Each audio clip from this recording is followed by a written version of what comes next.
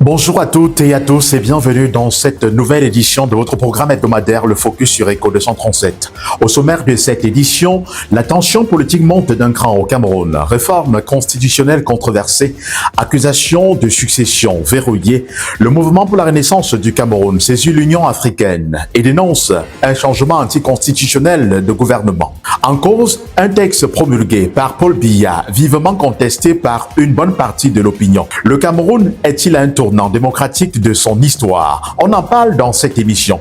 Pendant qu'on y est, la question des prisonniers politiques reste au cœur du débat après la visite du pape Léon XIV. Malgré les interpellations sur les violations des droits de l'homme, aucune évolution notable n'est observée une semaine après son départ. Le Vatican a-t-il pesé dans ce dossier? Quelle est la situation actuelle de ces détenus? Nous écouterons Maître Fabien Kenyé, l'un de leurs avocats. Tous ces sujets et bien d'autres seront développés dans cette émission. Merci de compter parmi les inconditionnels d'Echo 237 et bienvenue à tous.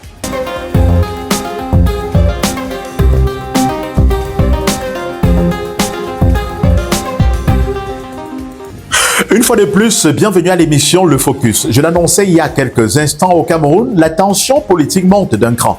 Le mouvement pour la renaissance du Cameroun, principal parti de l'opposition, a saisi l'Union africaine pour dénoncer ce qu'il qualifie de changement anticonstitutionnel de gouvernement. En cause, la récente révision de la Constitution adoptée le 4 avril et promulguée le 14 avril par le président Paul Biya.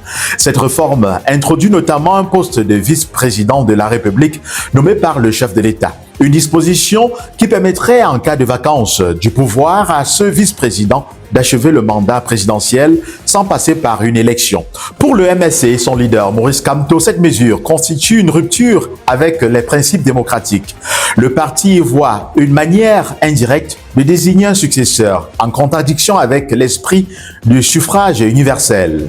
Autre point de crispation, le report répété des élections législatives et municipales, ainsi que la prorogation des mandats des élus. Une situation que le MRC juge contraire aux exigences constitutionnelles et au droit des citoyens de choisir leurs propres représentants. Dans un mémorandum adressé au président en exercice de l'Union africaine, Évariste Dayi Chimiye, et au président de la Commission de l'Union africaine, Mahmoud Ali Youssouf, le parti demande l'application des sanctions contre le Cameroun.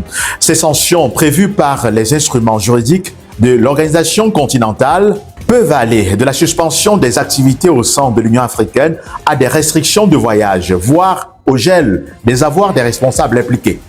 Au-delà du bras de fer politique, cette affaire pose une question centrale, celle du respect des règles démocratiques et de l'alternance au pouvoir. Elle pourrait également raviver les tensions dans un contexte national déjà marqué par des défis sécuritaires et sociaux. Reste désormais à savoir si l'Union africaine donnera suite à cette requête et surtout quelles pourraient en être les conséquences diplomatiques et politiques pour le Cameroun. Le pape a-t-il demandé la libération des prisonniers politiques arrêtés à la suite des crises post-électorales au Cameroun? À l'occasion de la visite du Saint-Père Léon XIV, plusieurs responsables politiques ainsi que des acteurs de la société civile ont attiré son attention sur les graves violations des droits de l'homme dans le pays. L'objectif, obtenir une prise de position forte du Vatican afin d'exercer une pression morale sur les autorités camerounaises. Une semaine après le départ du souverain pontife, quelle est la situation de ces prisonniers politiques et d'opinion? Y a-t-il eu des avancées concrètes ou des signes d'apaisement?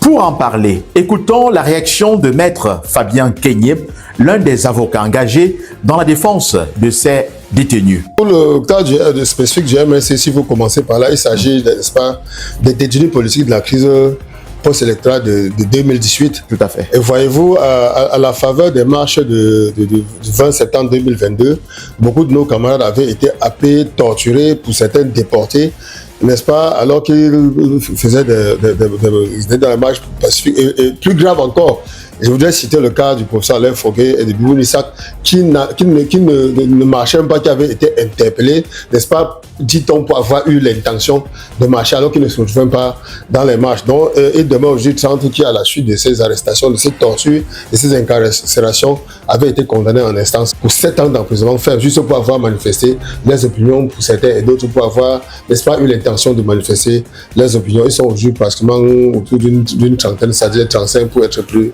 si ma mémoire exacte, ils sont encore 35 à Kroupi, je crois particulièrement à la prison de Kodengui. Ceux de Douala qui étaient condamnés pour certains jusqu'à 5 ans de prison et puis leur peine, ils sont sortis. Les derniers, c'était, je crois, Gueffar Alain et Tenambou John. Vous voyez que j'ai tous ces noms en tête. Vous êtes Pascal Zamboué aussi, Pascal Zamboué aussi, il faut pas l'oublier, et aussi à Kodengui, aux côtés des autres personnes. Je cite Pascal Zamboué parce que, voyez-vous, la dictature n'a aucun sentiment. Alors qu'il se trouvait en prison, son épouse a été assassinée, non content déjà, n'est-ce pas, que ce monsieur soit autant torturé psychologiquement, qu'il soit autant broyé psychologiquement. On a quand même trouvé des subterfuges pour faire porter le chapeau d'assassinat de son fils, de le mettre en prison aux côtés de son père. Vous imaginez ce que ça peut faire comme cruauté. Ma mission d'avocat, je me définis souvent comme un avocat pèlerin.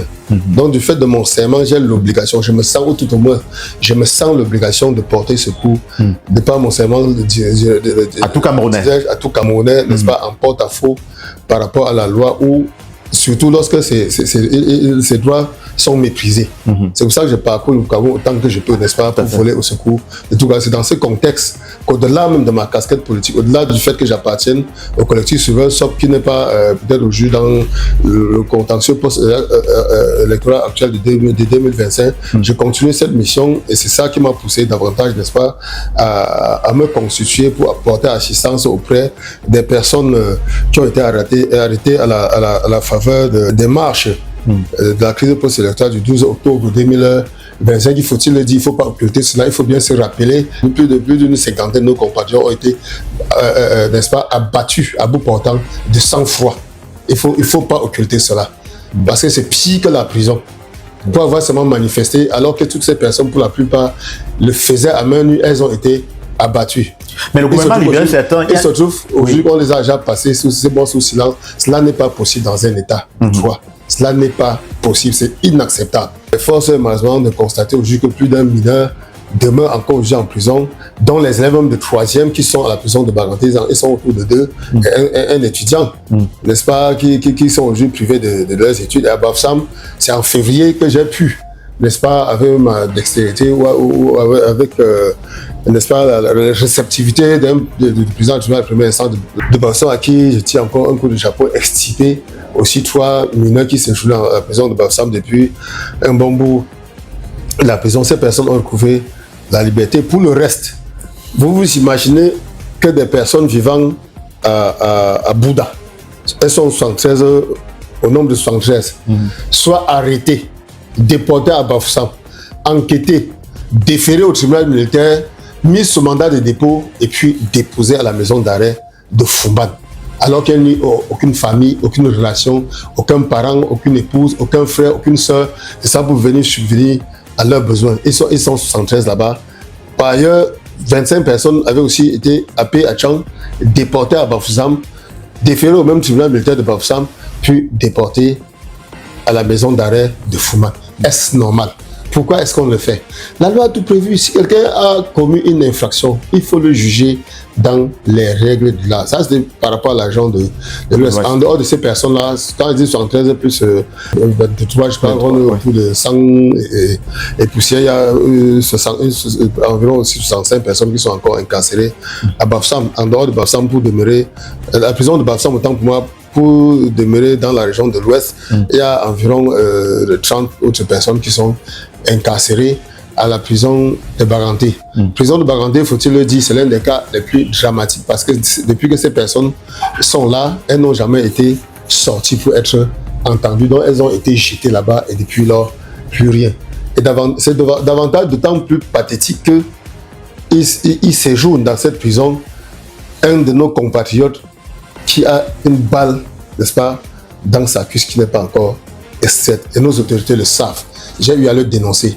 Par ailleurs, c'est comme cette prison, le régisseur des lieux en a fait sa propriété parce que la dernière fois que je m'y suis rendu, il m'en a carrément interdit l'accès alors qu'il n'en a aucun droit. C'est-à-dire il m'en a empêché, il m'a privé, n'est-ce pas, du droit de mon exercice professionnel. C'est l'occasion aussi de le dénoncer. Au-delà de la région de l'Ouest, on peut aller vers Yaoundé où nous avons pratiquement plus de 200 personnes qui qui séjourne aussi. Il y a pratiquement environ 150 et plus ou 165 qui passent déjà par devant le tribunal militaire pour des délits de propagation de fausses nouvelles, des faux de carte nationale d'identité. Parlons à présent de cette affaire qui défraie la chronique depuis une semaine au Cameroun. Affaire Aïcha Kamoise. Des interrogations sur la procédure judiciaire suscitent de nombreuses réactions depuis le début de la semaine et alimentent le débat public sur le fonctionnement de la justice. Au cœur de cette actualité, Aïcha Kamoise, impliquée dans une procédure contestée par sa défense. Depuis plusieurs jours, son nom circule largement, aussi bien dans les milieux judiciaires que sur les réseaux sociaux. Le 22 avril 2026, son avocat, maître Djemeni Yannick, est sorti de sa réserve pour dénoncer ce qu'il qualifie d'irrégularité procédurale grave. Selon la défense, la procédure présenterait dès l'origine une anomalie liée à la compétence de la juridiction saisie. Le dossier aurait d'abord été porté devant le tribunal de grande instance du Foundi alors que les faits reprochés relèveraient, selon eux, de simples délits. Autre point soulevé, l'émission d'un mandat d'amener contre la prévenue qui n'aurait, toujours selon son avocat, jamais été convoqué auparavant par les forces de l'ordre. Le dossier a depuis été transféré au tribunal de première instance de Yaoundé, centre administratif. Mais c'est un autre développement qui cristallise aujourd'hui les interrogations. D'après plusieurs sources, le procureur compétent aurait décidé le 21 avril dernier de classer l'affaire sans suite. Une décision qui aurait ensuite été annulée par le parquet général, ordonnant la poursuite de la procédure et l'organisation d'une confrontation. Problème soulevé par la défense. Le plaignant, l'homme d'affaires Steven Bienou Kwadjo, se trouverait actuellement aux Émirats Arabes Unis et n'aurait pas encore été entendu dans le cadre de cette affaire. La confrontation s'est néanmoins tenue à la direction de la police judiciaire, non pas avec le plaignant lui-même, mais avec son avocat. Une situation que certains observateurs du droit jugent inhabituelle dans une procédure pénale, où la responsabilité est en principe personnelle. Pour la défense d'Aïcha Kamoise, ces éléments soulèvent la question d'éventuelles pressions extérieures. Sans accuser directement une personne en particulier, maître Djemeni évoque le risque d'influence d'acteurs économiques dans le cours de la justice. De leur côté, aucune réaction officielle n'a pour l'instant été enregistrée de la part des autorités judiciaires sur ces allégations. Au-delà du cas individuel d'Aïcha Kamoise, cette affaire lance le débat sur l'égalité des citoyens devant la justice au Cameroun et sur la confiance accordée aux institutions judiciaires. Une question demeure au centre des préoccupations. La justice peut-elle garantir un traitement équitable à toutes les parties indépendamment de leur statut ou de leur influence? Autre actualité ayant marqué la semaine au 237, le Cameroun a officiellement lancé vendredi dernier une vaste opération nationale de recensement de la population, de l'habitat ainsi que de l'agriculture et de l'élevage. Cette initiative d'envergure qui s'étend du 24 avril au 29 mai mobilise plus de 32 000 agents recenseurs déployés sur l'ensemble du territoire. Selon les autorités, ce quatrième recensement général vise à actualiser les données démographiques, sociales et économiques du pays. Il s'agit d'un outil essentiel pour mieux orienter les politiques publiques et planifier le développement. Cette opération bénéficie d'un financement estimé à près de 13,5 milliards de francs CFA.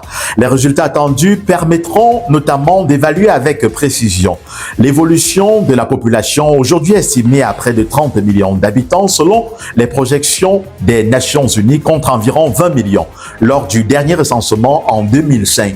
Au-delà des chiffres, ce recensement ambitionne également de mieux comprendre les dynamiques économiques, en particulier dans le secteur rural, en intégrant pour la première fois un recensement général de l'agriculture et de l'élevage.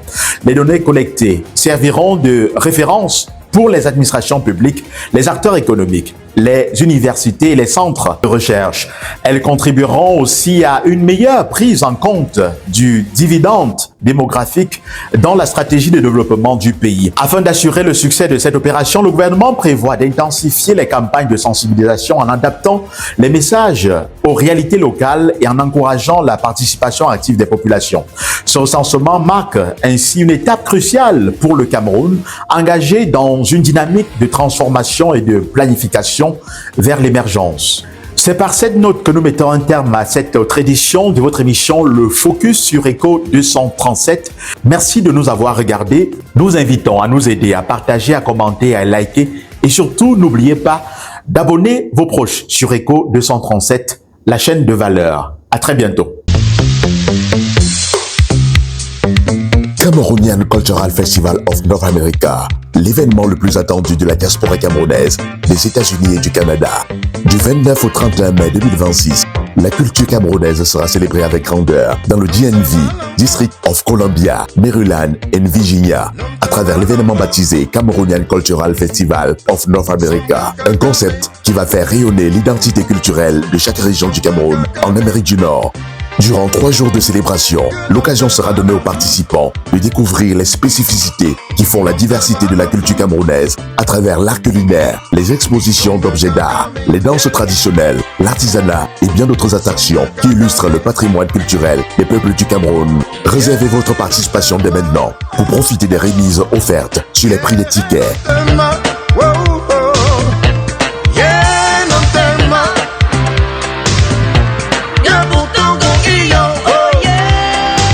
Cameroonian Cultural Festival of North America, c'est l'événement de l'année 2026, jamais organisé par la diaspora camerounaise en Amérique du Nord. Partenaire média officiel, Echo 237, la chaîne des valeurs. Otizen Bromai vous invite à un rendez-vous exceptionnel ce 25 avril 2026. Rejoignez-nous à Houston, Texas, pour la 2e édition de notre gala annuel de collecte de fonds Stand Up for Autism Spectrum Disorder. À partir de 17h30 précise, vivez une soirée placée sous le signe de la solidarité, de l'espoir et de l'engagement. Ensemble, mobilisons-nous pour soutenir les enfants atteints de spectre de l'autisme en Afrique. Et ensemble, offrons-leur un avenir meilleur. Votre présence peut faire la différence. Rejoignez-nous, partageons ce moment unique et soutenons une cause qui transforme des vies. Otizen Blomai vous remercie chaleureusement pour votre soutien. Avec le soutien d'Echo 237, la chaîne de valeur.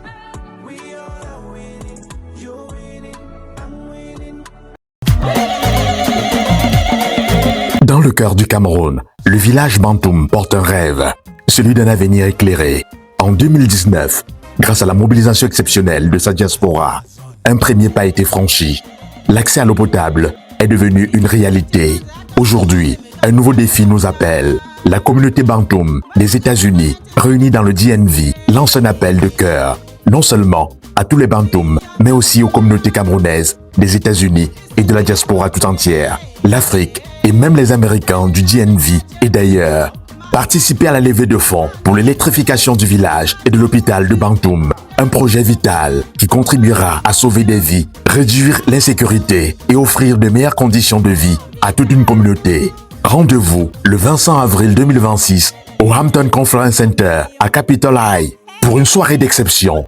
Bantoum USA Fundraising Energy Gala Night. Au programme, un mini-tournoi de football, une conférence débat, des prestations artistiques, une immersion dans les us et coutumes d'une dé, sans oublier la gastronomie locale, avec en vedette la fête des arachides de Bantoum et la présentation du nouvel uniforme de Bantoum USA Family.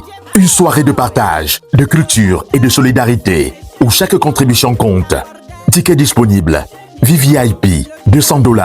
VIP, $150. Standard, $100. Contact et réservation.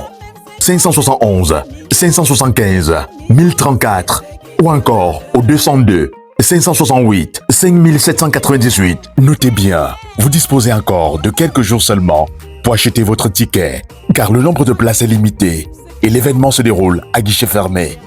Bantoum USA Fundraising Energy Gala Night, le 25 avril 2026, une date qui compte, un geste qui éclaire des vies, avec le soutien d'Echo 237, partenaire média.